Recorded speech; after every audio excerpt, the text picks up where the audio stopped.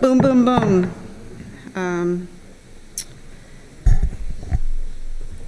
The Standing Committee, Transportation Standing Committee is now called to order for April 11th, and we'll have a roll call.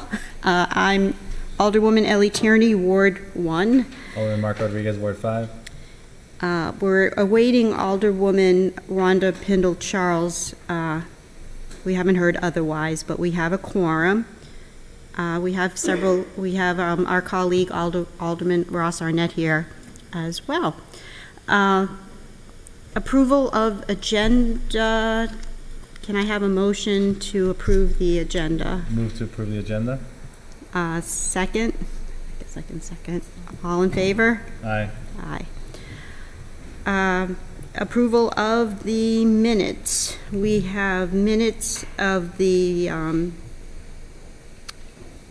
regular meeting that was held March 13th. March 14th. Can I have a motion to approve the March 14th minutes? So moved. Second. All in favor? Aye. Aye. Okay. Rhonda is not here yet, but I'm going to start on the Forest Drive sector study.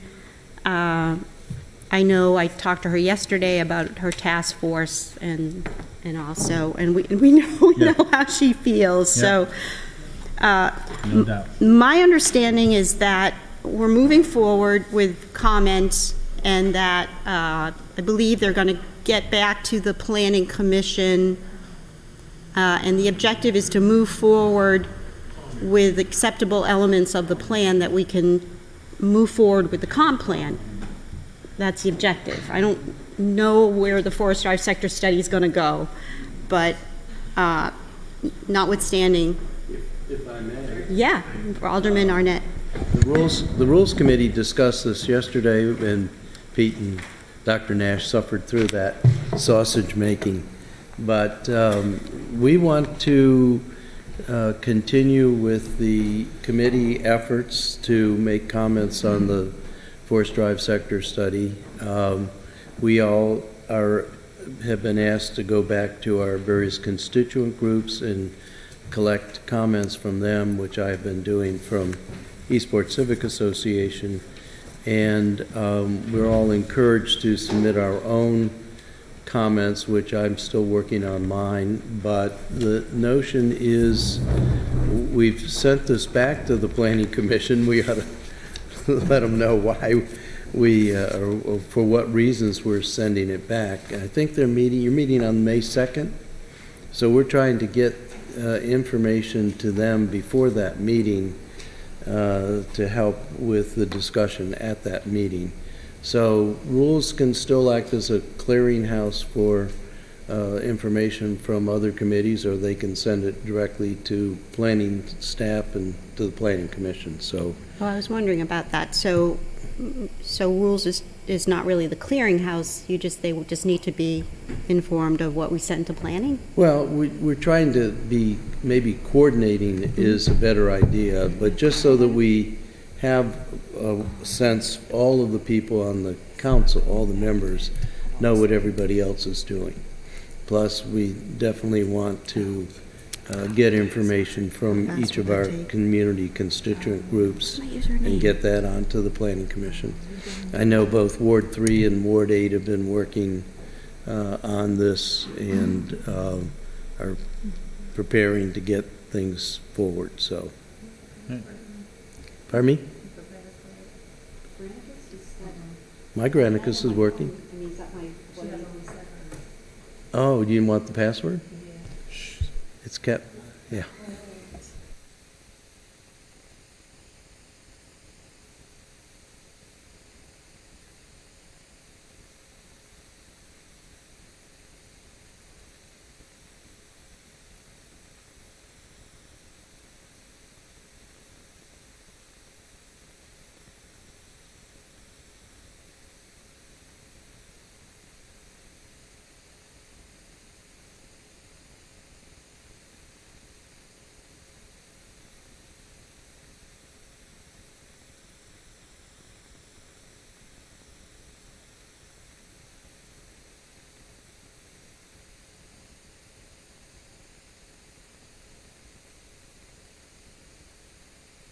Go ahead. Do I do that? All right.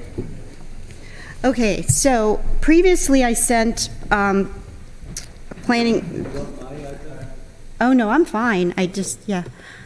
I had sent you this worksheet where it really was mostly going through and commenting and then labeling. And so this is the Transportation Committee. So what I did today is just summarize specifically the concerns on transportation. And that's the two-page sort of what I call a white paper. And I just wanted to go over it. Oh, I see. So I'm all good now? You just fixed me? No, I just got it Oh. from Oh, but okay. this is what Alderman Arnett was talking about. This Okay. is what rules came up with. Yeah. Okay. Okay. You need the password? No, we just went to legislature. Yeah. Okay. Okay, so this serves a purpose then. We're gonna, these are called recommendations. Okay, so the way I separated this out is, the first part were amendments basically, and one of the most major concerns regarding transportation in the Forest Drive sector study is the dependence on the county and relying on the county to elevate these projects, for lack of a better word. And I did some research with help from Alex Pline, and they do have, there's a fiscal year 2020 Anne Arundel County priorities letter dated February 2019. The Chickapin intersection is numbered number 7. So we just want to make sure that that's carried through into the comp plan as a higher priority. I reiterate verbatim how it's described as number 7 in their priorities letter. Are you familiar with the letter I'm talking about? This, okay. Yes, we review the letter and provide input to them. Then we provide the projects that we want in there, but they number them in terms of their overall priority. Yeah. So that's, you know, I don't know if that's an amendment or whatever you want to call it. It's like that's just got to be, and I'm sure my colleague, Alderwoman Pendle Charles would agree. And so, Rick, I'm glad you're here, because then I'm thinking, okay, well, who does this? Who talks to the county? And I'm not sure. I mean, when I look at the organizational chart that's in the fiscal year 2020 operating budget, it does say that our Department of Transportation is to provide planning and analysis consistent with the city's land use policies for improved mobility at a satisfactory level of service with minimal community disruption and environmental impact. I don't know if that translates into talking to the county. So I would suggest that it's actually now the role that DPW plays. I mean, and okay. There is a bit of a disconnect there because we don't have a traffic engineer. And if you are thinking about adding positions to DPW's budget, maybe they would like a traffic engineer, because we have Lisa Greco, who does a great job, but she does a lot of other things as well. We don't have any, one person that does traffic engineering and operations. So she's kind of does several different things. Yeah. ADOT provides, they're busy running the bus system, I know, right? they're operational. They're operational. They do, though, assist us in review of development review and traffic impact analyses. Sure. They do provide comments along with, I also work with the county's Department of Public Works. If we have a project on Forest Drive, I send them the traffic impact study for their comments as well. So, that's where this, I think, paragraph about transportation planning comes more into play. Well, it's really great to talk about it before while we're into budget mode, because I don't know if it's a traffic engineer or a traffic planner, but you're a planner, but I don't know if your expertise is traffic or not. It's a whole different. But the objective is to get these projects elevated on Forest Drive, because I think we need engineer level, someone who can help figure out operationally how an intersection will work and practically guide that project through the capital budget. And there you go. Yeah. So we have a gap. Yes, Alderman Arnett. Thank you, Madam Chair.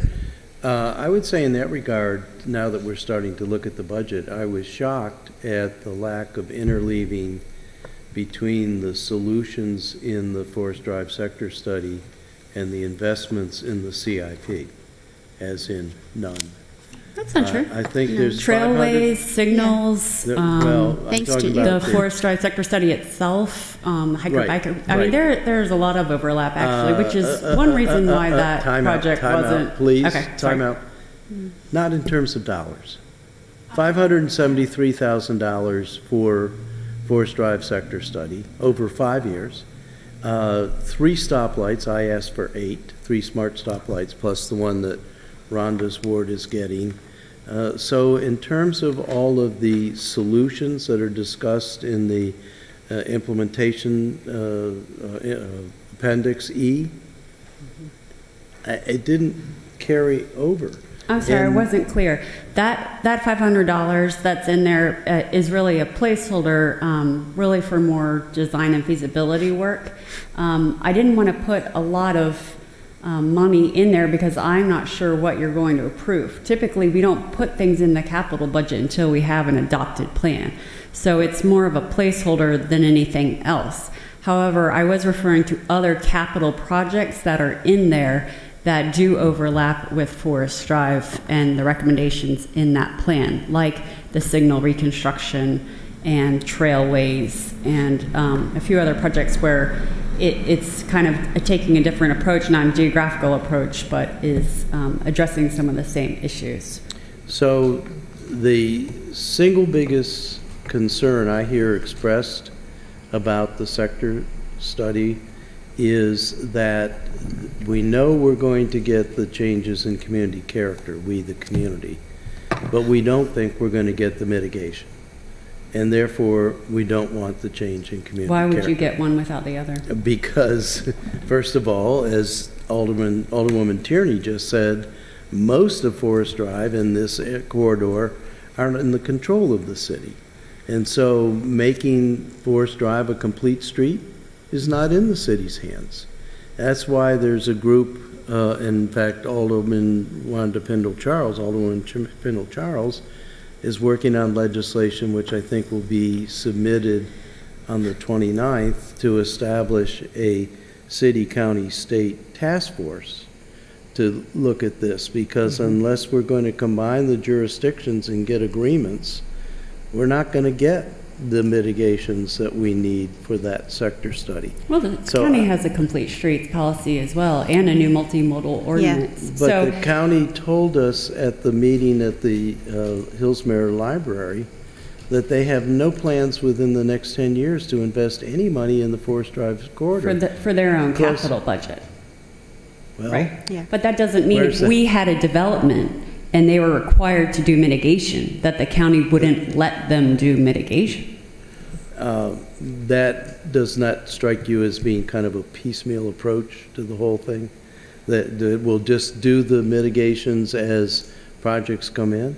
Not if we take another approach to the mitigation and really look at it more holistically and find new mechanisms for funding wide-scale Exactly. projects like That's- this road club. However, I can't do any of that until I have a sense that there is consensus among the council about this policy direction, Right. and I do not have that sense right now Yes, because I don't have an adopted plan. right. You Okay. don't. You will, but All you right, don't I just know. want to get back on track here because I'm trying to follow a linear procedure here, and I want to bring that up as well. Is that I think we have to make it clear, and I understand it, is that this is a linear process, and when you say whether or not the capital improvement budget is populated or not, it doesn't get populated until they know that certain things are approved. They don't know if certain things are approved until we go through the Forest Drive sector study and say we want this and this and this and this. And the only reason the capital improvement budget is populated is because planning and zoning took it upon themselves to populate it. So thank you. Planning Commission. So yeah, so we just need to move forward. And then I'm ahead of you, Ross. I understand as far as the weakness between the city and the county, and that's why I'm suggesting, and Sally's helpful in saying, this is more operational now. You can have a task force, and that's fine, decide what's needed, but we need someone to communicate between the city and the county on a regular basis now we've needed that. So that would be a new position, you know, that we need to discuss during the budget. And I want to make sure that's in our recommendations to Kia, the DPW traffic, somebody, Engineer. yeah. Traffic engineer. Yeah. So that's intersections. And then the next section was bike lanes. Again, it's the same thing. In their priority letter, relative to sort of kind of the Forest Drive sector study, was the West Street, Maryland 450 between Maryland 2 and Admiral Drive. It's sort of, you know, I don't know if you can help me with that, Sally. I don't know if that's relative to Forest Drive sector study, but that's the only one that they have listed that was. They acknowledge that the city is going through ongoing sector study, and they know that we're working on a sector study. So again, this is the opportune time to have a squeaky wheel in there saying we need this connectivity. And I'm not sure who that would be.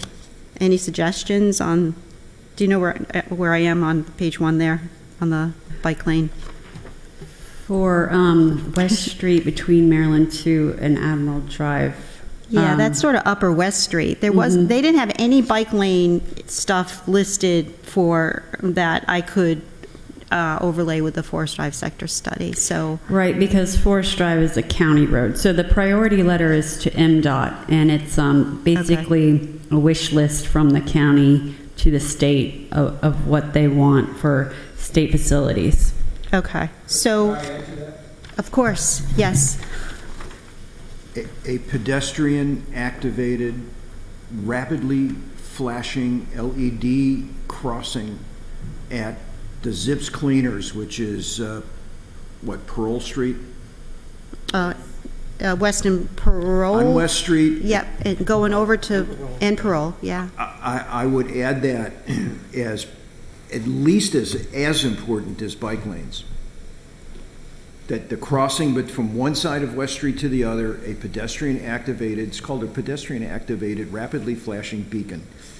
And the State Highway Administration, through the good offices of Mr. Bush, agreed to put one at the new library. Yeah. Okay, so it's now past their, it now complies with their standards, and the question is how we can get a safer pedestrian crossing across West Street. Because ultimately there'll be a bike lane, the Poplar Ave Path bike lane will probably be extended behind those businesses. Okay? People need to get from one side to the other. So in our letter to MDOT, this could be added. Okay. Yeah, and on that point, sorry, Madam Chair. No, that's fine. Actually, I was just coordinated with our Department of Public Works to get those flashing beacons in across Hilltop, where Admiral Farragut is, due to safety. And so it was basically you have to apply to the state, and it's about a 2-month process. And I mean, but it was relatively quick and efficient, and it just took We just discussed the Department of Public Works traffic processing it. engineer so added to our budget. I think they're like $5,000 or something. Yeah. This was it was just completed today. It was at Hilltop. It's Hilltop, and like where Boxwood, yeah, Boxwood, I think, right across Admiral Farragut Apartments. Yeah. Okay. Yeah, that's And just, I mean, what sparked that essentially was a lot of safety issues. But about a few months ago, there was a 24-year-old mom and 7-year-old daughter that Oh were my hit. God. Yeah, like crossing the street. well. What Bob's talking about too. You can't Yeah. cross there. It's impossible. Yeah, when you see it. So then okay, so we had the Chickapin intersection, which is high priority. The bike lanes were it's bike lanes. And then the next part of the white paper is, I go back to my worksheet, and these are items that just need to be more fully explained. I don't know if I want to go into detail here. I can meet with you under separate cover, but it's not, it's like, for example, where I say future traffic baseline, you just need to explain that more thoroughly, I thought. The future baseline traffic evaluation, what the baseline is. On 59, this is a huge point. This is a huge point, a huge message that you're trying to make in the Forest Drive sector study. So I just thought it should be, you know, embellished. And specifically, the city and county, you say the city and county will not always be able to build themselves more capacity. Roads add impervious property. We can't assume roadway improvements are infinite. So, so I think the study tries to keep an equilibrium with where we are now, and I just think you could embellish that point. It's, you know, we can't keep doing what we're doing. You want to kind of make just embellish, explain. That's a huge message, and it's not clear because I'm not hearing it from the public that they don't get it. And then 60 was sort of a weird thing that you have the differences in traffic impacts between 3 scenarios, but the higher amounts of land use changes result in a very modest, it's sort of modest redistributions. And then Eastport was skew, and I was just curious on why that was, so I just thought that needed more explanation. 61 was another, my 61, but your C37. You seem to contradict yourself in saying the number of sector jobs added does not appear to be enough to reduce the number of commuter trips leaving the peninsula by 2030. However, you don't add peak hour trips. Is this correct? Right, so it doesn't make it worse, but it's a very conservative model, and it doesn't account for any possible bike or ped mode shifts. So that's why we just didn't really see much of a difference. Okay. But I can explain that more in the appendix. Yeah. And then 62 ties into my 59. Is really, there's sort of like a tipping point, if you will, on you know, on traffic patterns changing, and define what that is. That would be helpful. And let's see. The next one is to explain Eastport. What are the recommended operational enhancements proposed to address current issues in Eastport? This would mean Eastport would not exceed the current capacity of the road network if implemented. I just thought that needed to be explained a little bit more. Okay, I think I need to reference back to page C33 where it lists them, but I can do that. Okay. Don't worry, this isn't too long. Okay. Changes in Eastport, important. This is another loss point that needs to be probably explained better. The high scenario anticipates residential growth rates consistent with recent city trends, while increasing the amount of non-residential development in the sector to provide the desired new businesses, jobs, and enhanced tax base. Well, I guess in second thought, I guess the only thing you could say there is like, this is consistent with, you do say it is consistent with recent city trends. Again, the public doesn't really know that fact. I'm just trying to get back to elevate the facts here in the basis of the report, because they're going to carry over into the comp plan. And the other thing the public that I didn't hear from the public is, a lot of this stuff was from the comp plan.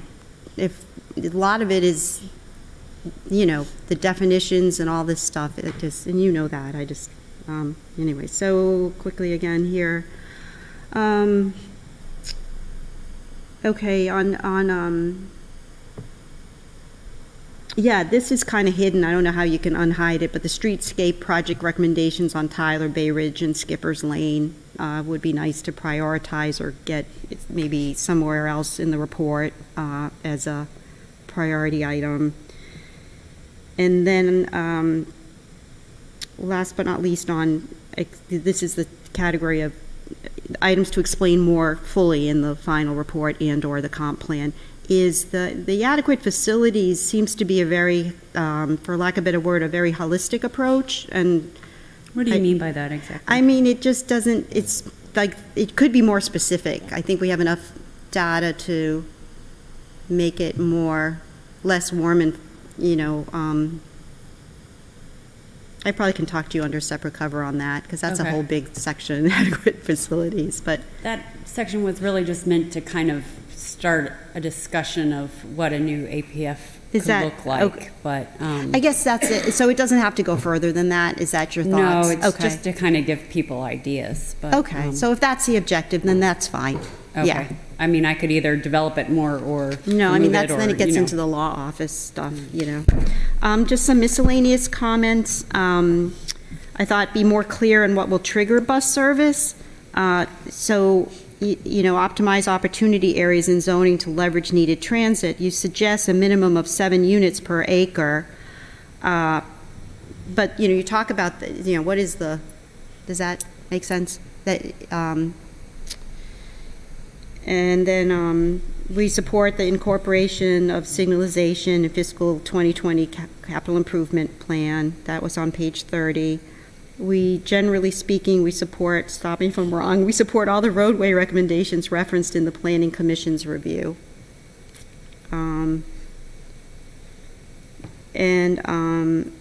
Here's one when I thought if you demonstrate the feasibility model of regional transit route when the county deems not sufficient. In other words, if everyone is commuting to outside the city, then what is the need of a regional transit route? I didn't understand, that has to be demonstrated somehow, I guess. But we do support a public transit between Eastport and the Giant Shopping Center. And then if we could clarify or suggest a solution to sharing the Eastport Bridge with bicyclists. I don't know how you're going to do that. I don't know, it's suicide no matter what you're on. Build a double-decker bridge. I mean, how do you just have to share the road? But I know you mentioned it in the report. Maybe we can move the overpass from Forest Drive To have another bridge. And then as far as a short-term action list, I suggested that at a minimum for the City Council to review E-12-14 of the Forest Drive Sector Study regarding short-term action lists during the next City Council work session on the comp plan. Would that be helpful to you, or is that too much to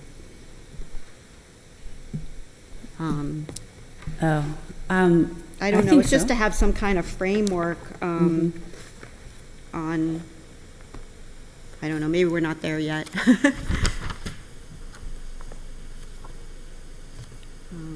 I'm working on my presentation, so I can put that Yeah, in. yeah.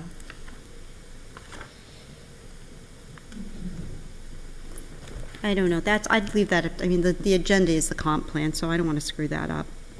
But,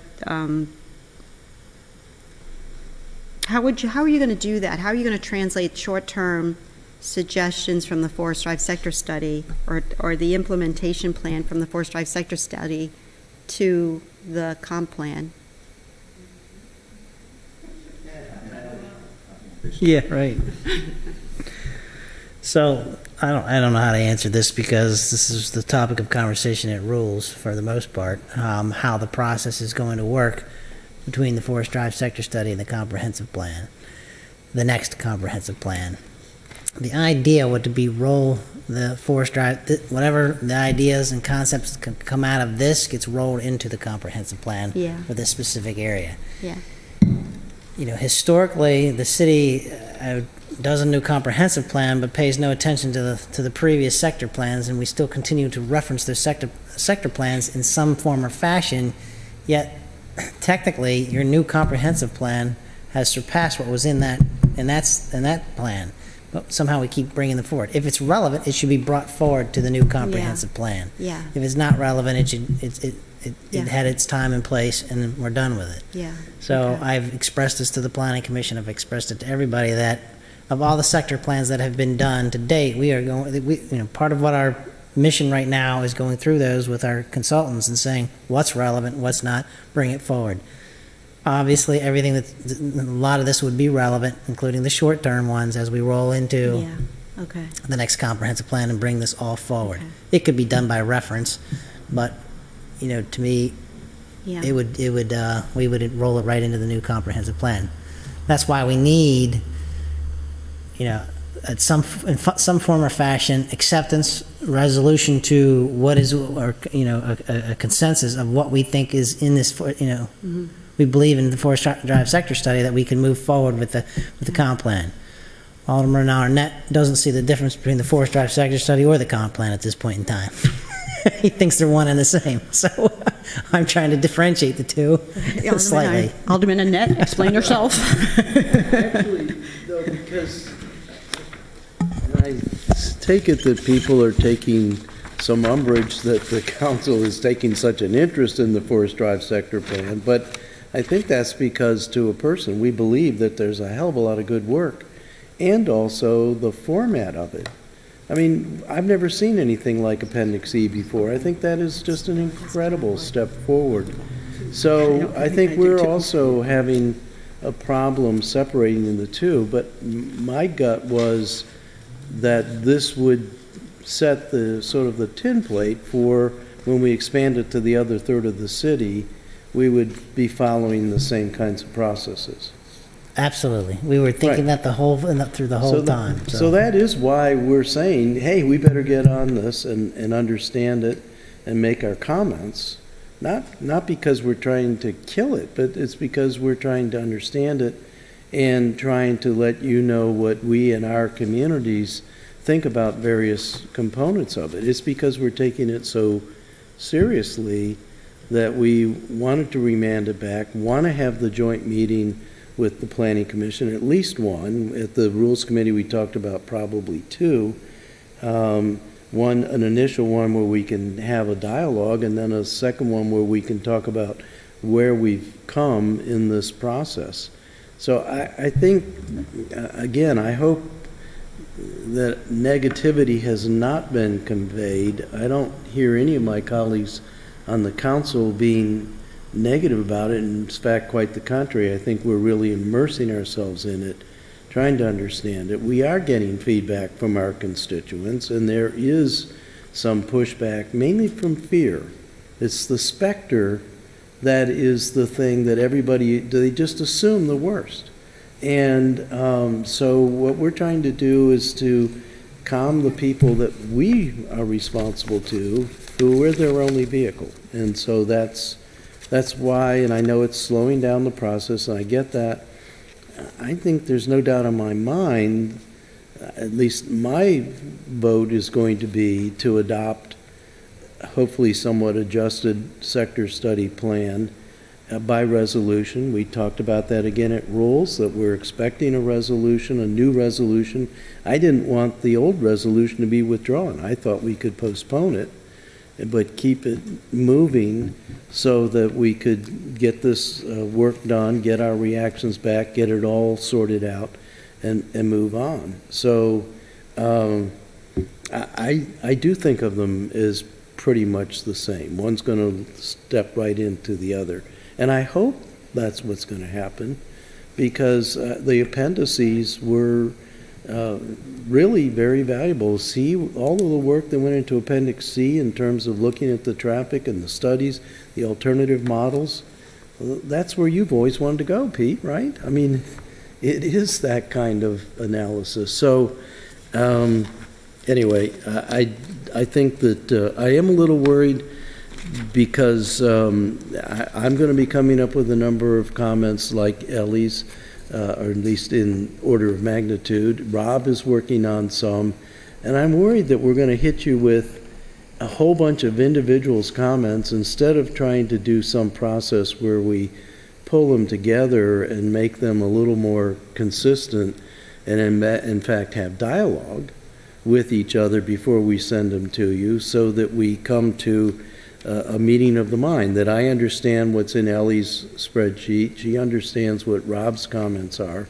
so that we're not just coming at you 8 individual ways and then you have to sort it out and worry about it. So that was the notion that came out of Rules, was that we would try to make this something that flowed to you with some consistency, and something that was generally supported by all of the members or most of the members of the council. We're never going to get unanimity, but we're going to get a lot of consensus, I hope.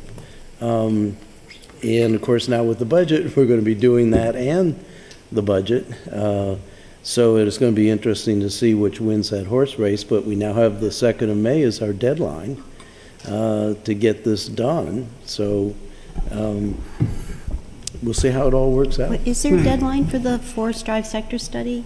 Is that the deadline? The deadline that the Rules Committee is taking is that we really need to get our comments to the Planning Commission before they have their initial commission meeting on the remand of the sector study back to them. I think that's a courtesy. Okay. If we want them to take us seriously, we ought to give it to them in advance so they can think about it. Yeah.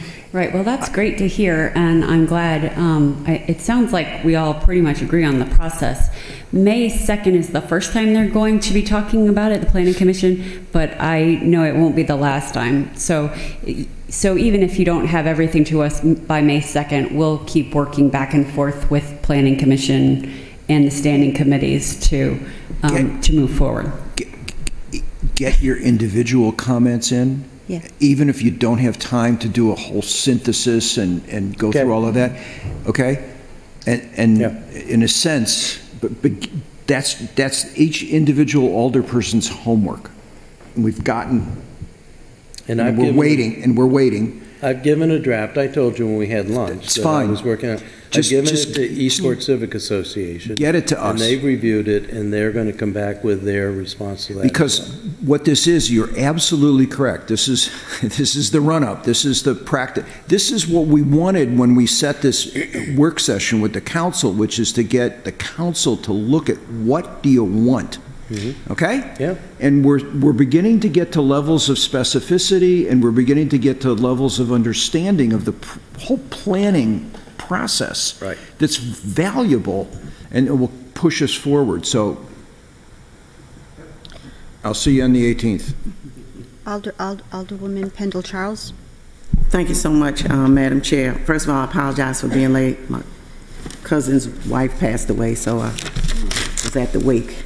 Anyway, I'm going to use a word that I just heard, fear. That's the fear of Ward 3. Because historically, in years past, Ward 3 has been left out, left off, left over, left under. Name it what you will. I'm concerned about the entire city. But I have to look out. I have to look out for Ward 3. Because, like I said, historically, we have been left out. No doubt about it. And I have to be steadfast in what I vote on, what I look at. Everything is going to be vetted through all of my community associations, whether it's the Greater Parole Community Association, the Fairfax Road Community Association, the Annapolis Design District, the Forest Villa households, the Oxford Landing Community Association, the Heritage Community Association. No matter what it is, this is all going to be vetted through them, because we've been left out. And not on my watch. It won't happen on my watch. Alderman Arnett and I had an extremely good meeting on Tuesday with the Eastport Civic Association leadership and the Greater Parole Community Association leadership. I am going to be dogged in what happens with this sector study and the comp plan. I've already submitted, I guess it was 12 or 15, because I know what the protocol is with the city law office as far as requesting legislation, and I've submitted it to city attorney and to Jacqueline as far as the 12 to 15 things that I saw when I read through the Forest Drive Eastport sector study. That was a preliminary read for me, and they're all looking at it. They're vetting it through their community associations. I also, and Sally knows, I sent it to her as well as Pete, as far as a resolution, because this is a must, that we have a MOU legally binding with the city, the county, and the state, because that 3 intersection roadway, Chicopee City, Forest Drive County, Aristi Allen State, there will be nothing done at that intersection unless we have some sort of legally binding contract to do something. The mayor has assured me that he will assist in working on that. As far as getting input from everyone, I've talked to at least 6 of my colleagues who are willing to say we're going to do a task force, but it's going to have a sunset, where we have representatives from every ward, 1 through 8, to talk about this task force. The task force will be be made up of folks from the each ward, anywhere from 15 to 21 persons. They can form their own subcommittees, and get feedback, because this is extremely important. Because as I've said over and over and over again, whatever happens in the city, it's going to balloon up into Ward 3. And we will be left out of the process again, and I'm not blaming anyone in this room, but we will be left out again, stuck with something we don't want, that we don't like, and nobody will be able to fix it. And so we're looking at the MOU, we're looking at the resolution, we're looking at a task force for anywhere from 6 months to 10, 12, 15 months, because as one of my colleagues always says, especially with the Market House, we want to do this and get it right. And then, as Alderman Arnett says, when we get to the comp plan, we'll have a great framework to move from the study to the comp plan. But I am not going to allow, on my watch, Ward 3 to be kicked around and left out of the process. I'm going down for the count. Thank you. So this is all going to be vetted through my community associations. Thank you, Alderwoman Tierney, for preparing this, but I must vet this through Ward 3. It has to be done. I cannot vote on items, not that we were tonight, items that are put before me, and they look very good, but the folks in Ward 3 have to take a look at this first. We're going to do this right. So it is, I'm a little confused, because I understand what you said, but do we have 2 parallel efforts here? Because I was directed to review in the, the focus of transportation, right, and report back to planning. But are you, so instead of to planning, I send it to you to go, or are you waiting for the planning? Well, I mean, I didn't know if this was discussed at the Rules and City Government on the relationship between the task force and the direction of the committees. Am I making myself clear? It seems like I think there are 2 parallel, and we're trying to find our way. When the legislation is introduced, I hope on the 29th, because I haven't seen it either. So. I haven't either. Yeah. So I mean, I sent you the email. We'll find our way. I haven't seen it. But I take Bob Waldman's directive. I think the sooner we can get things to the Planning Commission, whatever the process is, the better shot they're going to have. And I would encourage us to share it with each other, share it with the staff. This is not a, let's all go through the back channels and try to get something done on somebody else. The council is, in its entirety, is taking this very seriously. I think a lot of good thinking is going into this, and we ought to share it. And we really ought to try not to duplicate. I mean, there will be some things where we're actually going to be in conflict, surprise, surprise. But to the extent that we can be concurrent in our thinking, it seems to me it would be helpful. Well, why don't I suggest this, and to my colleague, is this is, I mean, I just did this white paper today, so you have every right to need to review it. But at the same time, a lot of it is embellishment and language, and there's no, it's kind of weird because it's not a document that it's kind of hard to amend it. And most of my stuff is commentary, or so it's sort of not. But I mean, you know what I mean? Is some of the stuff I suggested today was sort of harmless. It was to So I just don't, I'm trying to think of time, that's all. And Sally's, knowing Sally, she's probably not going to ignore it, but I do want to hear back from my colleague on whether there's something objectionable. I think the thing that we definitely will agree is that the highest priority here, and this is before you came, the highest priority is the Chickapin intersection. And I met with Alex Pline this morning, and he showed me where it was in the priority list of the county, and it's not high, so we need to. That's why we need the MOU. Exactly.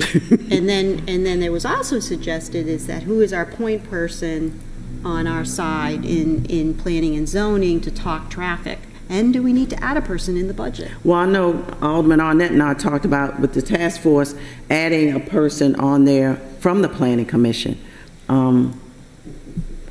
Why not? I mean, the sky's the limit. Why not? But you volunteer to have that role? Certainly. Whether Mr. Waldman, whether Mr. Sale, who's an engineer. You could retire. This was something we discussed. That's okay. I'll write it down. I mean, we'll discuss it, and as this task force moves along, we'll see who gets detailed to it. What the commission wants from you, and with reference to the comp plan, and that's why this is also helpful. What do you want? What do you want to see in it? What are the specifics that you want or don't want? Right. Okay. I will send you what I sent to the law office. Is that unless you've the resolution, you mean? The 12 or 15 items that I forwarded that to him today. So what do I? Okay. Notes already. And I have a few more from a couple other community associations. The one thing I want to mention, Alderman Tierney. I know. I'm sorry. No, that's okay. About the Transportation Committee, and I understand Chicopee Railroad is high priority, but I can, in good conscience, look through this, and it may all look great to me, but there may be people in my ward saying, well, what about this? What about that? Why is this? Why is that? See, I have to be extremely careful, and like I tell anyone, and Alderman Arnett and I were talking the other day, no matter where you live in the city, your whole perspective is going to be different. I live on Domino Road. My next door neighbor lives on Drew Street. What she sees is totally different than what I see, depending on what time of day you come out of the house, depending on what's out your front window.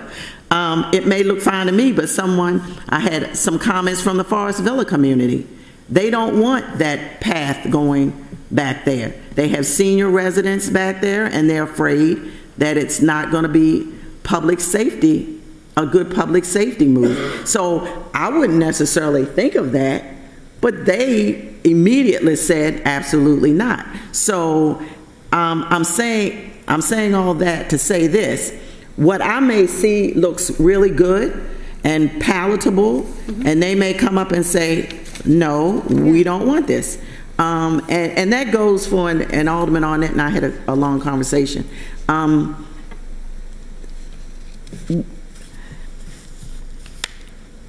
Once, you know, when you live in a community, you have to be careful in any community as to what is done and what's not done.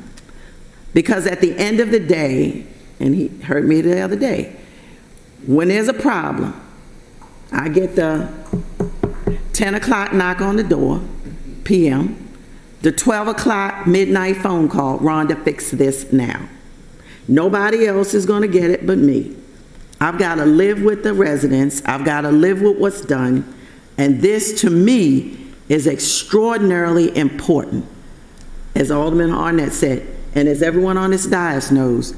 And I'm about not rushing through it, but getting it right, because we all got to live with this. In whatever wards we live in, we've got to live with this, and it'll bubble over and balloon into Ward 3, and it will bleed over into the Upper West Street sector study, because we are on two distinct major roadways, Forest Drive and West Street, and when you start squishing them together, we're the ones that are going to be hurt behind all of it. So we have to be extraordinarily careful, and I understand my colleagues whatever idiosyncrasies they have in their own wards and, no, not Ward 1. and proclivities, I respect that. Because if Alderwoman Tierney says A, B, and C in Ward 1, then by golly, that's what it is. If Alderman Rodriguez say A, B, and C in Ward 5, I'm going to take him at his word. And I expect the same respect when it comes to Ward 3. We all know our wards. We all know our constituents. And I'm looking for the same respect from Ward 3 as we get from every other ward.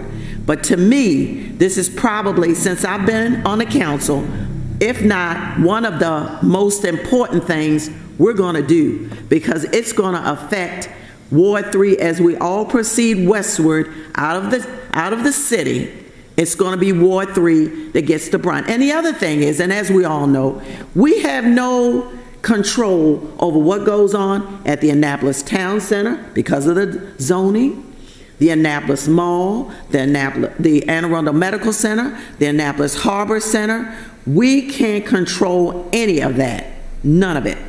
So we're at the mercy of the county. We can only control what's within our boundaries, unlike many of the other wards that don't abut up onto the county or the state roadway. So we have a situation that's dire. Whatever goes on next to Ward 3, past the middle of Rite Aid, we're stuck. We are stuck. And so, unlike other wards, we have to take that into consideration as well. And so that's why I'm extremely sensitive to what goes in the Forest Drive Eastport sector study and what eventually goes into the comp plan. Any questions, any comments, any misunderstandings? No, I think I'll make a motion here that I would like, Rhonda to take time. Again, these are, I'm sorry? Oh, can somebody make a motion? Yeah. Sure. Yeah. Definitely well noted and agreed, Alderwoman Pendle-Charles. So That's I think what I wanted to say. I think what we're going for is to give you and us an opportunity to get feedback from our constituents regarding these proposed amendments, and with the plan of taking action on them at our next committee meeting. That's a month from now. I can't agree to a month. I can't do it. For the Alderwoman Tierney's proposed amendments? No, I can't do it in a month. Can't do it in a month. But but Sally can still look at them. Oh, Sally can still look at them, certainly. Yeah. But I've got to vet. I've got to vet this through about 5 different community associations. I think I can discuss them with Planning Commission as something that's on the table, but hasn't been formalized. Sure. And see what they think. I don't. Yeah. A lot of these, it's just add more explanation. I don't think anyone would have, could object to that. So I can, we'll proceed with caution. I'm afraid. Gotcha. Literally, I'm afraid. Right. I'm afraid. I'll be honest. I'm just afraid.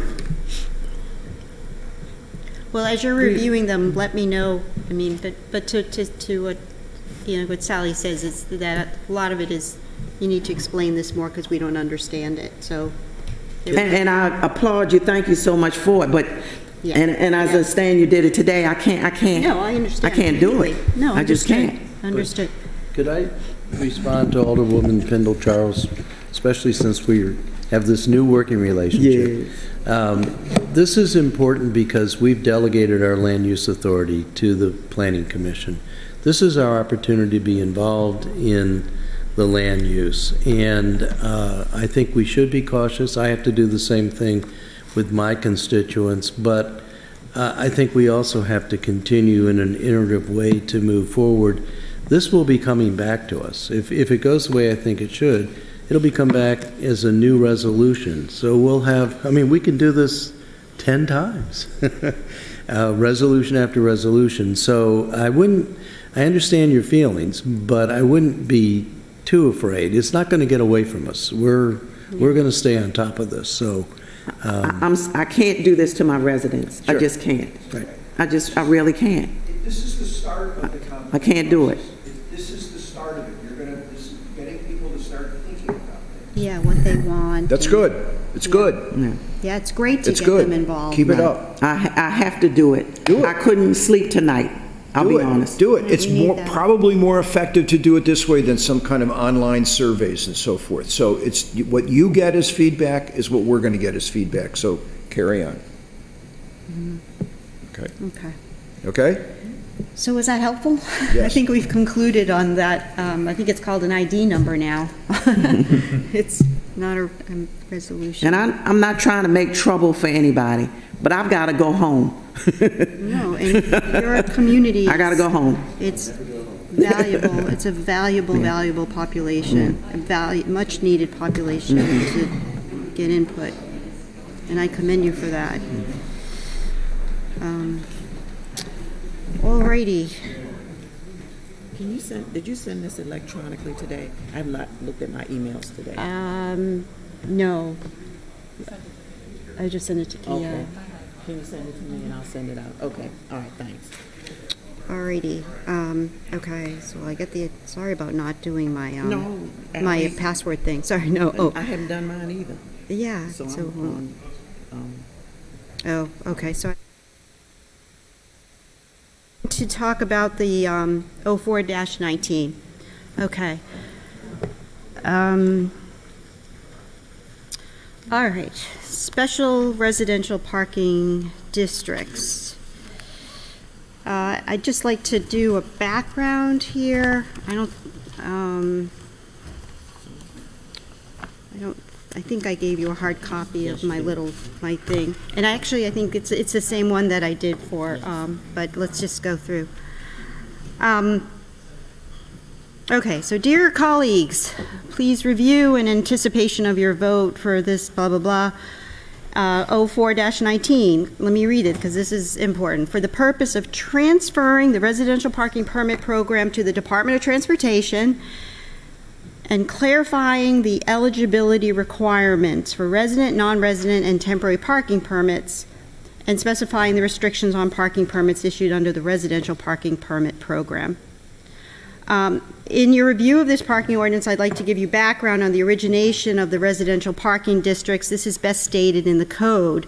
In essence, the purpose of the residential district parking program is to maximize the availability of parking for Annapolis residents in order to obtain adequate parking adjacent to or close by their places of residence while discouraging long-term parking on residential streets near or within commercial areas. Long-term parking should be directed to our underutilized garages within a 1-mile radius. The code reference is 12.32.010. Again, the purpose. The health, safety, and welfare of many residents are affected adversely by burdens placed on residents by virtue of the existence of major public facilities and programs. Frequently, the use of streets within residential areas for the parking of vehicles by persons using adjacent governmental, commercial, industrial, educational, and transit areas and other areas, facilities, and programs emanating from planning, zoning, and other decisions by government results in hazardous traffic conditions, the overburdening of existing streets, roads, and other facilities, areas, and noise pollution, and the inability of residents of certain areas to obtain adequate parking adjacent to or close by their places of residence, and to secure ease of access to their places of residence. In order to reduce to the extent possible the conditions described in this section, to foster the use of mass transit facilities, and to promote the safety, peace, good order, comfort, convenience, health, and welfare of the residents of the city, it is essential that the parking permit authorization provided for in this chapter be enacted. So in turn, we have 12.32.020 parking restrictions within the district. And then I don't need to belabor about the policies as far as displaying a permit ticket, blah, blah, blah, blah. So, so that's the legislative background. Except as provided elsewhere in the city code, a resident is eligible for a residential parking permit only when the resident's address is located on one of the streets within a residential parking district. So before I continue on the next page where about data, this is what I want to say. It's specific to your proposed amendments, Ross. This amendment is for is an amendment to 12.32.010. It is an amendment to the residential parking districts. It is not attempted to address forthcoming short-term rental legislation. In fact, I am proposing amendment to delete a sentence in the legislation so that the word rental isn't even in it. This is strictly to define residential status in a residential parking district. I suggest that if you have any parking policies that you want to address in short-term rental, then put it in your legislation on short-term rentals. That's my broad statement here. This is not to get misconstrued with short-term rentals. You have a primary residence, you own other homes. It is irrelevant what you do in those homes. You're going to get a residential parking permit or a temporary residential parking permit. I just want to make that clear. Okay, so as far as data, to keep it simple, attached is the most important data you need, which is page 13 through 15 of the parking utilization study, which we contracted SP Plus to do upon award. It's dated June 30th, 2017, almost 2 years old now. You can see from the first chart the percentage of residential parking spaces, 2,386, as related to entire public on and off street inventory is only 17%. So that is just to say that it is a rare commodity, hence that's why they are legally designated for residents only. The second data point is on page 15, where you can see that specific to District 1 and 2, the permits issued exceeded spaces available. Districts 3, 4, and 5 are less so, but suffer more from business infiltrations from West Street and West Annapolis. And the objective here is, the question was asked by someone, well, why don't we do, if there's a problem only in 1 and 2, why don't we just address 1 and 2? Well, logically speaking, if we just did this on 1 and 2, you can be sure you're going to have a problem in 3, 4, and 5 in the next 6 months. So you just want to do it all as a whole. Comparable residential parking districts. There's an attached worksheet. It's 3 pages. It's very helpful in understanding the value of these residential parking districts and the restrictions by other communities. Our ordinance is very fair and reasonable in comparison. The variables is the price and number of the temporary permits, and when budget times come, we can evaluate the price and do net neutral pricing, but that's another time or day. But the big question is here, why should we charge $20 a day to park at Hillman, but $3.50 a day for a visitor to park on an adjacent street? This ordinance does not speak to price, but includes a caveat that the temporary permits are not transferable month to month, and no multi-day permits are available for visitors. Again, that is what garages are for. The one thing I wanted to reiterate, there was some discussion Monday night about temporary passes, temporary passes, temporary passes. The ordinance, as proposed, does not change the count of temporary passes. The ordinance originally had 5. We did cut it down from 10 to 5, but because of public feedback, we raised it mostly from residents, we raised it back up to 10. They're not transferable. Perhaps that's something that's of concern. But again, the temporary parking passes are for visitors, and there's 10. If you have a contractor, we have, there was discussion Monday night about contractors, and I have, electricians coming and all that. Well, the code has a section in the code for contractor parking. That's separate. Temporary passes were not, I have it here. I just want to reference the code for contractor parking, and contractor parking. And we just amended the contractor parking that you give instead of 96 hours, you give 3 days notice. And correct me if I'm wrong, Rick. Correct me if I'm wrong, but special parking permit for transport, shuttles, and contractors. It's code section 12.20.230. And again, because of the work and the limited spaces, the Department of Transportation may grant to owners of vehicles used to transport merchandise or materials, to owners of shuttles, and to construction, maintenance, repair, contractors a special parking permit in order to reserve one or more parking spaces on the streets, whether metered or unmetered. If a resident chooses to use one of their temporary passes for a contractor, that's fine, but they're not meant to do that. We have this code for that reason. So I digress a little bit there. The question came up Monday night as far as residential permits are the problem.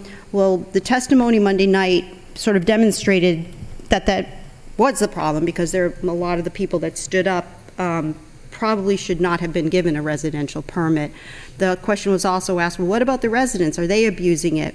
Well, right now, 29% of the residents have 2 cars, and 8% have 3 or more cars. And it's hard to say whether or not they park that 3rd car on the street or not. So that was a question that came up Monday night is, you know, are the residents abusing it with parking 3 cars on the street? And if you look at the data on comparable residential parking districts, what the norm is it's America. We're not going to tell people how many cars they should own, but the price to own 2 or more or 3, it goes up. So that, I guess you could say that's a deterrent. So the summary is this legislation is the first step. The comment Monday night was, you know, this is your view, Alderwoman Tierney. No, it's not my view. It is the code. What we're simply trying to do here is to protect the residential parking district as it was intended in the Annapolis City Code. There is no other gray area here. It is to define residents per Maryland, the state of Maryland SSTAT, very simply. We don't have to go down the rabbit hole of saying, well, you need a license, you need this, you need this, you need this. You know, no, just Maryland SSTAT is enough. And then we do have these snowbirds, for lack of a better word, that have a home that they only visit half the year. We have to address that. So we're giving them what we call a non-resident parking permit, and they go up to SP Plus and say, I need a permit while I'm back home, and they're going to get that. They can't get temporary passes, unfortunately. Temporary passes are just for residents that live here full-time. So this legislation is the first step, is to validate the eligibility for obtaining the permits, because that's where the problem is. That's where the problem is, and that was proved Monday night, because it's an eligibility issue. There was a gentleman Monday night that said he needed 20 temporary permits, and then when we did more research after Monday night, we realized that some of these, I don't know what they are. They're what I sent you. I guess rental something, and they advertise on a rental something platform that you're going to get 6 passes. It's like, wait, where are they getting these? So there's abuse out there, and I don't know, I don't want to know, but this is what this legislation is to do, is to and if you eventually have a residential parking district in Eastport, Ross, this is very beneficial for you, because it's very simple. It just defines who a resident is, who a non-resident is. And let me say, for precedence, about maybe 11 years ago, bed and breakfasts were an infiltration into residential neighborhoods. They were an infiltration, so what they did was, not in the residential parking district code, they put in a separate code, like you should do in short-term rental, said, okay, we're going to give licensed, well, what they did do is they said, we're going to give licensed bed and breakfasts, owner-occupied, we're going to give them vouchers for city garages. So that was a policy change. Again, that's not what this is doing. That's not what this did 11 years ago. That's a separate issue. If you want to introduce parking for short-term rentals, because we sure heard Monday night that there were a lot of them, you got to address that separately. That is not the intent of this code. So once this issuance, so we have an issuance problem. There have been problems, midshipmen being registered, property owners asking for more than one permit regardless of what they use, more than one home. So once this issuance problem is on steady state, enforcement will only be a maintenance issue, and re-registering annually will be so much easier since everyone will be in the system. Long term, after Hillman is rebuilt, we need to introduce some kind of performance pricing so the off-street garages are more economical, but for now, the residential districts must be utilized for the residents and adjacent visitors.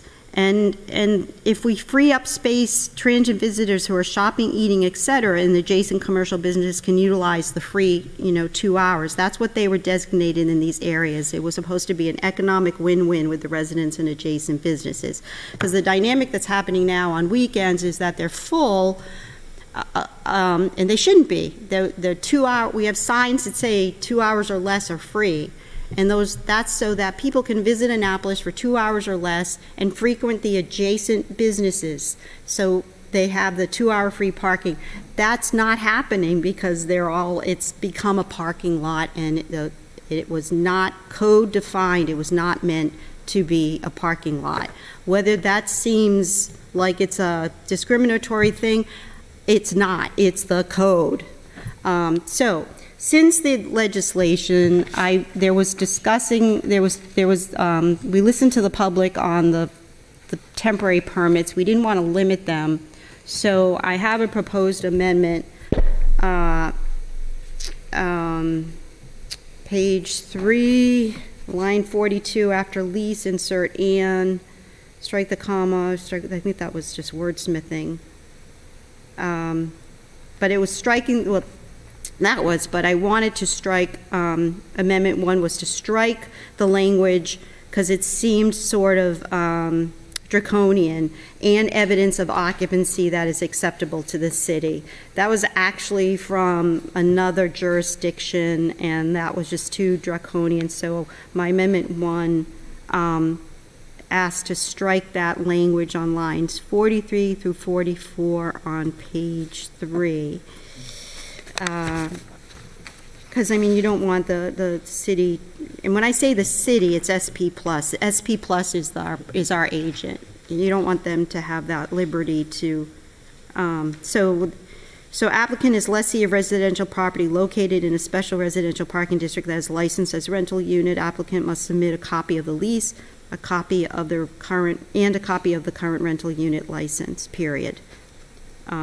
Forget that phrase, that is acceptable to the city. And I think that conflicts with one of your amendments, Ross, or overlaps with one of your amendments. The language of that I just spoke to, evidence of occupancy. Is that your new amendment? This is already been, is that on Granicus Amendment 1? Yeah, Amendment 1 is on Granicus.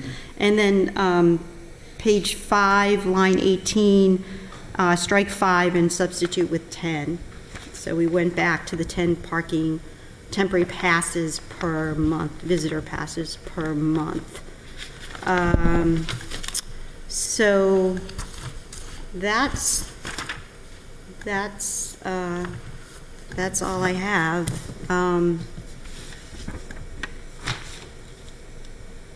Are there any, oh, no, I'm sorry. The one I'm issuing today, sorry, I knew there was something else.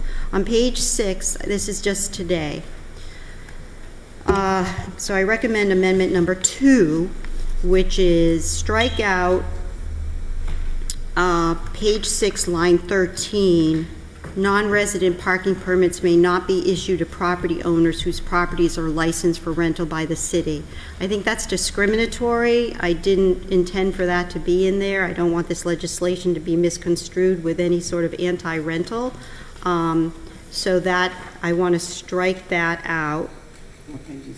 That's page 6, line 13. Line 13.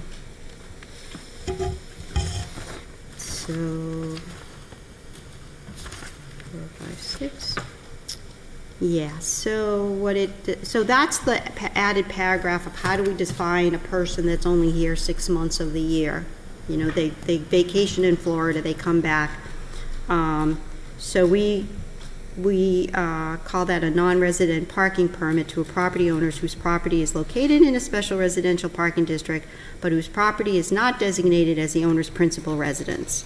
Their principal residence may be somewhere else, but they come here and they vacation.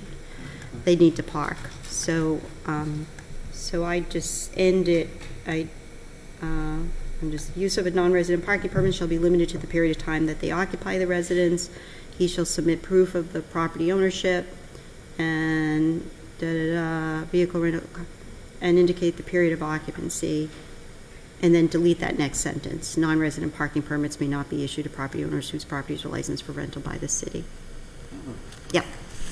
Alderwoman Pendle Charles. Thank you. I just have a curiosity question.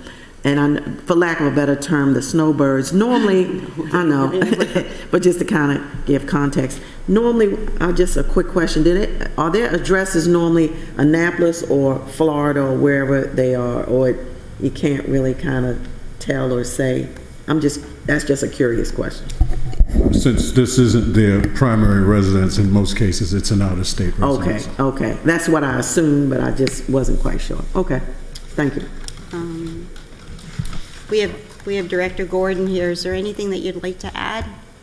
Not really, Madam Chair. Only that we, and when I say we, I mean the Department of Transportation and SP Plus meet on a regular basis as a parking work group, and a lot of this grew out of complaints that we hear from residents about the unavailability of parking in their communities, particularly at night, and that's the time of day when most of them are at home. So I just wanted to add that, and the fact that I believe the current temporary passes don't have an expiration date, and that's why there's so many of them available. Is that why they're used to getting so many? So it's hard to take away from people when they are, when they're used to having this situation, and that demonstrated to me Monday night that there was a lot of that out there. So I do want to review the amendments that you sent over, Alderman Arnett, because I don't. If you allow me, I could just, I read them, I understand them, but I do want to respond to them if you allow me. Well, of course, you're the chair, but I would like to tell you what the intent is. Oh, absolutely. These were submitted to you largely because of all the work we've been doing on the short-term rental. There's nothing in the short-term rental that talks about parking, and we're not interested in that. This certainly will. First of all, let me say, I thought that some of the testimony Monday was at best regrettable. I don't think personal attacks on elected officials are acceptable, and that's why I rose to your defense about the committee, how it was set forth, and I understand the sensitive position you're in and why you've recused yourself. This is language that we've worked long and hard with Pete Gutwald and John Manessa, and off and on Gary Elson from the Office of Law. It deals with some of the same problems of defining ownership and so forth. So I was offering it because at some point, I hope our legislation is going to be introduced on the 29th. We're going to have to reconcile these definitions of resident and all of those sorts of things and the number of ways that you can identify. So I will introduce these amendments, and I can certainly explain them to you tonight. But even if they're not accepted when our legislation is introduced and it has its own set of definitions, which are these, somehow the Office of Law is going to have to reconcile having two different sets of definitions in the same code.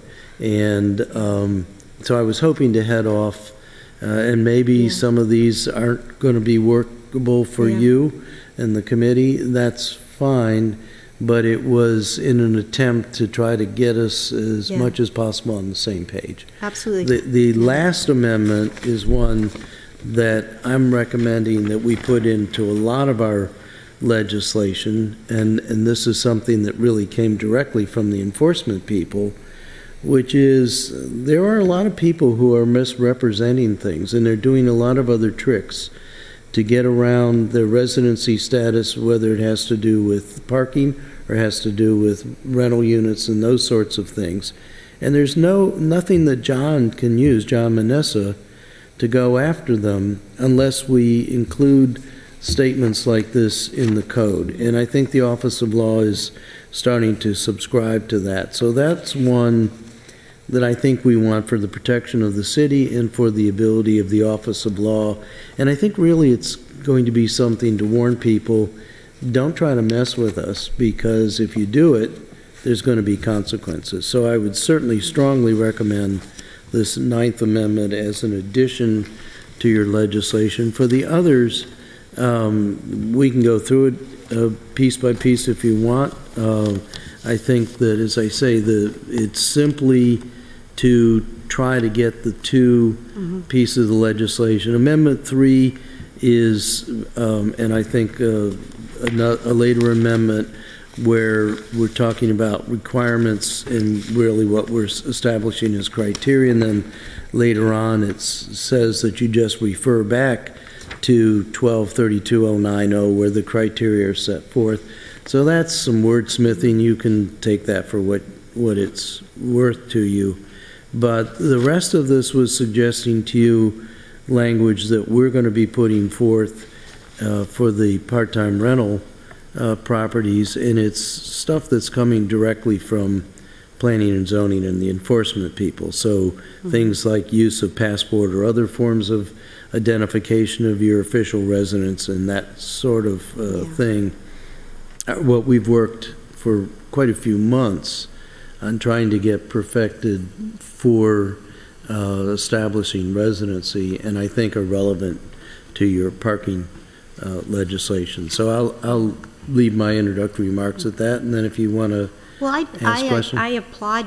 Thank you so much for spending the time and trying to coordinate. I know that's been an issue with our law department, connecting the dots and all. But again, I feel very strongly, because of the work that we've done on this, that I don't want to align myself with short-term rental. It's not. No, I don't want to reinvent definitions that are specific to the way SP Plus does their work. And I think, I don't mean to interrupt, but you're saying sort of the same. Let me go through them with amendment number 1, where you change the criteria. I think that puts an unnecessary burden on the the adjudicator. And you go through and you list the sentences, and then at the very end you say, as maintained by the Maryland Department of Assessments and Taxation. We simply say, and I know the city attorney, the acting city attorney would probably support simpler language. We basically say, State of Maryland SDAT governs, they rule. That's it. That's all we want to say. We don't want to overcomplicate this. And I'm not making any decision tonight. I just want to give you a preview of the thought. 2, it's strictly rental unit stuff. Not necessary. This is 12. This is code section again. It's residential parking districts, parking permits. This is all under 12.32. Amendment 3 is sure, I agree. Requirements replaced with criteria. That's fine. And now Amendment 4, where I understand where you want to use dwelling unit because you use that in short-term rentals. And then I would have to change the word residential to dwelling and every reference in the residential parking district code. So I would say no to that. Amendment 5, fiscal replaced with calendar. No, SP Plus operates under fiscal year, so it would be fiscal year to fiscal year. Amendment 6, may and substitute shall, strike may and substitute shall. I know I would want the agent to have a choice in this case. That was too draconian. And then Amendment 7, as you say, is a reference, and that's fine. 8, again, it mentions rental, not applicable. And then Amendment 9 on the penalty and putting teeth into it, that wasn't the intent. We work with SP Plus as our parking management company. I think that's totally up to them on whether or not, they have an issue with enforcement. I can understand where our building department does, but That wasn't our intent. So that was a very brief preview and I thank you so much for working on this. And I know you're the same people are working on the short-term rental legislation, but please keep it separate, and please add any sort of parking policy in your legislation, just as precedence. That's what they did with bed and breakfasts. All right. I mean, these are not my brothers. This is Pete Gutwald and John Manessa. So, as it relates to short-term rentals, I understand that. I understand that. No, as it relates to definitions across the code. So, well, and that's one of the problems, and it's actually one of the problems that Linda Schuett has said that she really wants to work on. Our code is a mess, and you have different things referred to in different ways throughout the code. Yeah. And when we keep adding to the code using different terminology, I think we just make the code worse. But, you know, that's fine. I thought I would give the committee the courtesy of letting you know. I know all the hard work you're doing. I will. And you've got a preview Monday night of your audience. Well, I'm glad I recused myself. Yes. I mean, for the record, I have no short-term rentals are here to stay. Airbnb, they're not going away. I have no vendetta against them, but and again, it is not my view. It is the code. That's all it is. So I open it up to discussion. I feel like I've talked too much. Do I have any motion on any, I guess, on questions? Or go ahead, Alderwoman Pendle-Charles. Thank you, Madam Chair. And I went through each amendment as you were outlining it, and it sounds like Amendment 3 is the only one that you have no problem with? Yeah. Okay. Yes. Yes. And 7, you said, right? Thank you for following me so quickly. Oh, yes, and 7. 7 is fine. Because it references back to whatever the language says. That was just yes, that was language, a reference. Okay. Yeah. No, I can understand your insight when it comes to this. Again, I applaud Alderman Arnett for putting this together, and it looks like it'll be a great beginning vehicle, at least for what they're working on. And I've said it once, and I've said it 1,000 times, and it goes for everyone on the dais. If it's something that's peculiar to your own ward, I don't have any designated special residential parking districts in my ward, so you're the one that has to live with it and live with the residents who have to abide by it. I respect your opinion and your judgment on this, as always. And so I will defer to your leadership and your residents and those who visit your ward. And I thank you for that, Alderwoman Pendle-Charles. But seriously, I know this is something that Eastport is challenged with. You've got the same scenario where you're having encroaching businesses, and I'm hopeful that this would make it easy for you, Ross, when that time comes, that you don't have to. As long as I'm Alderman, there won't be residential parking in Ward 8. I think it'll kill Ward 8. I think it's killing Ward 1, but I definitely know it'll kill Ward 8. I don't know what it would be like without it. We have so many other sailing interests that are different than restaurant interests, and there are people that come for nighttime racing, and they're there. They need to be there for long periods of time. It's part of the Gestalt. And we have people who come and cruise, and most of the marinas are grandfathered in. They have little or no parking, often no parking. And so if we have permit parking, that whole part of our life in Annapolis will go away. So I'm watching this, and I'm worried about it if it should happen to come to Ward 8, but my interest had neither to do with short-term rental or with Ward 8. It had to do with trying to get consistent language across the code. And maybe eventually, in some lifetime, I know Teresa and Linda are very much interested in doing it. But this language was crafted by John Manessa primarily. Yeah. No, I understand. I don't know that his enforcement is different than SP Plus's enforcement rules, but, and I'm not sure we want to have different enforcement rules, but hey, I put in the effort. Yeah, Thank you. Yeah. Thank you very much. thank you. Alderman Denny.